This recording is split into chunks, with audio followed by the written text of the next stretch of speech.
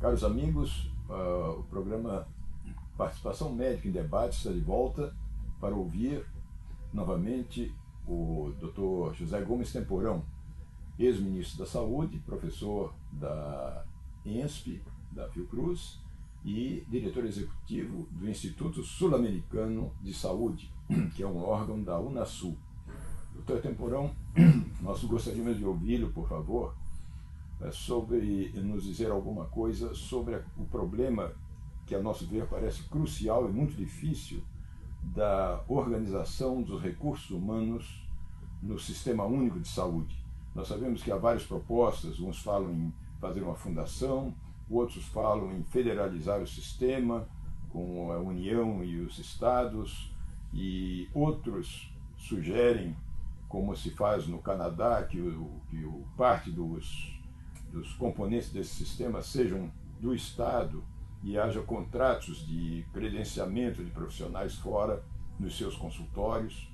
Como o senhor vê isso e qual seria a melhor solução? Esse é um tema apaixonante, né? Eu diria, para começar, uma singularidade, né? A saúde, ela tem uma forte dependência de trabalho humano e assim será sempre. Ao contrário de outras áreas, como, por exemplo, no sistema bancário, a informatização acabou com milhares de empregos, né? Na indústria automobilística, a robotização, idem. Na saúde é exatamente o contrário. Quanto mais tecnologia você incorpora, mais gente qualificada você precisa para operar essa tecnologia. Então, digamos assim, que a questão central de qualquer sistema de saúde são os seus profissionais. Não tem nada mais importante. O resto, infraestrutura, máquinas, prédios, são secundários, né? Se você não tiver um profissional motivado, apaixonado, e nós temos, ainda bem que o Brasil tem milhares de profissionais com essa paixão pela saúde. Mas aí tem um outro problema, que é como é que você estabelece um vínculo desses profissionais com o sistema. Eu sou profissional, vou trabalhar onde? Né? Quem vai ser o meu empregador? Né? E aí nós temos um problema em relação, principalmente à profissão médica, é a minha visão.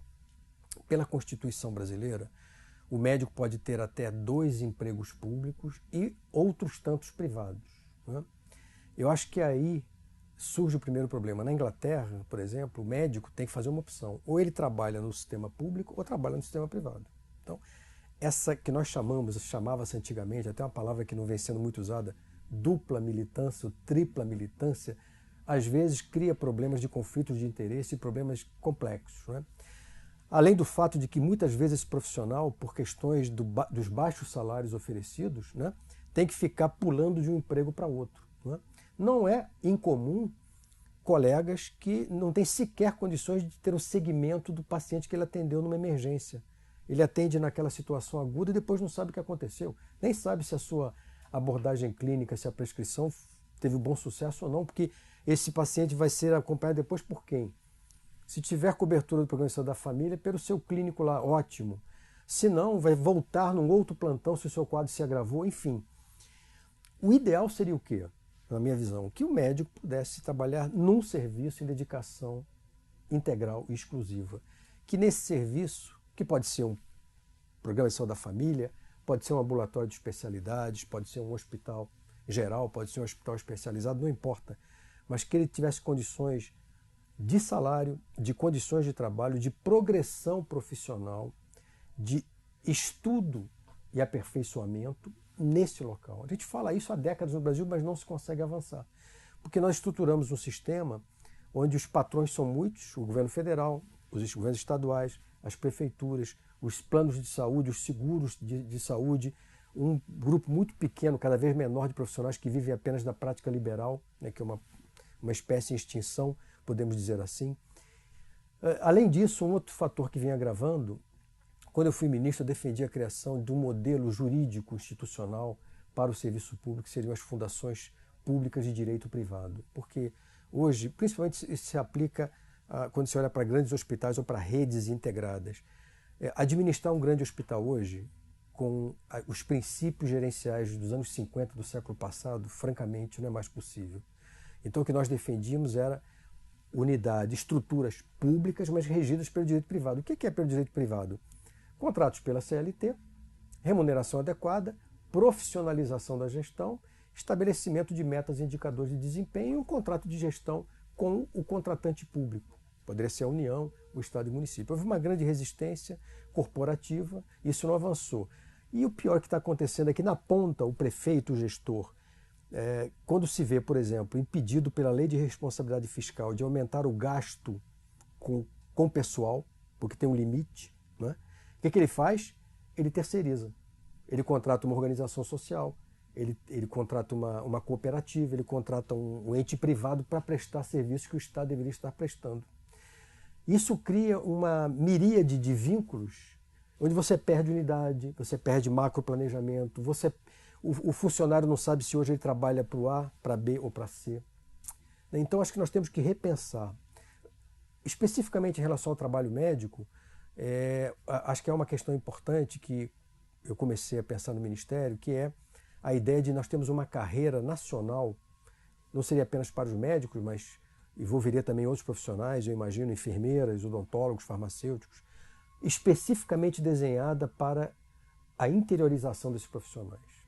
Não necessariamente pensando na Amazônia Legal, ou no Nordeste, ou no Centro-Oeste, mas muitas vezes regiões dos grandes centros metropolitanos onde a questão da violência, da pobreza é mais importante, né? Então, como estabelecer uma política que garanta a fixação desse profissional nessas regiões, não é? É um grande desafio. Eu diria que uma experiência que foi muito importante no passado, não sei se as pessoas lembram, antes da unificação do Sistema Único de Saúde, nós tínhamos a Fundação CESP. A Fundação CESP era exatamente uma fundação pública, não é? Que tinha unidades que eram chamadas unidades mistas. Era uma espécie de ambulatório com um número pequeno de leitos, centro cirúrgico, né? Fazer pequenos procedimentos, partos, com forte componente de saneamento básico e de educação e saúde, e que depois a Fundação CESP e a SUCAM se fundiram e foram para a Fundação Nacional de Saúde hoje. A Fundação Nacional de Saúde, que na minha época cuidava da atenção à saúde indígena e a questão de saneamento básico em pequenas comunidades, com a criação da Secretaria Nacional de Saúde Indígena, ela hoje praticamente perdeu as suas especificidades. A minha ideia era recriar na FUNASA essa fundação pública que criasse uma carreira nacional, pelo menos para esses 4 profissionais, médicos, enfermeiros, odontólogos e farmacêuticos, né? Com condições salariais atraentes e estimulantes, com toda uma estrutura que permitisse a estruturação de um vínculo permanente dos municípios pequenos, dos municípios de áreas remotas, dos municípios de difícil acesso, dos municípios onde, por N motivos, esses profissionais não se estabelecem, não é?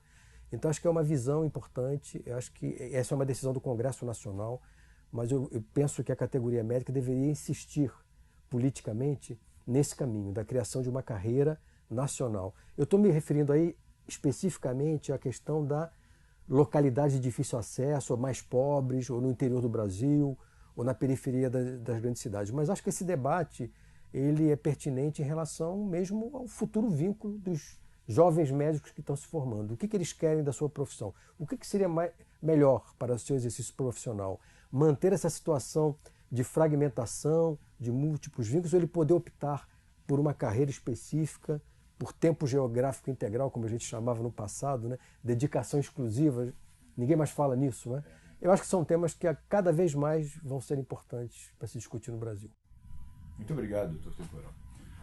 Meus amigos, foi uma satisfação a gente poder ouvir essas palavras tão claras, tão lúcidas e tão estimulantes sobre o nosso sistema de saúde. Fala-se tão mal das coisas e a gente perde às vezes a visão daquilo que se pode fazer e as metas a que nos devemos dirigir. E eu creio que o Dr. Temporão foi bastante claro ao falar agora dessa proposta de uma fundação que talvez, como ele disse, possa unificar os nossos esforços numa direção só para que a gente consiga efetivamente avançar. Muito obrigado pela atenção. Muito obrigado, doutor Temporão. Eu que agradeço a oportunidade.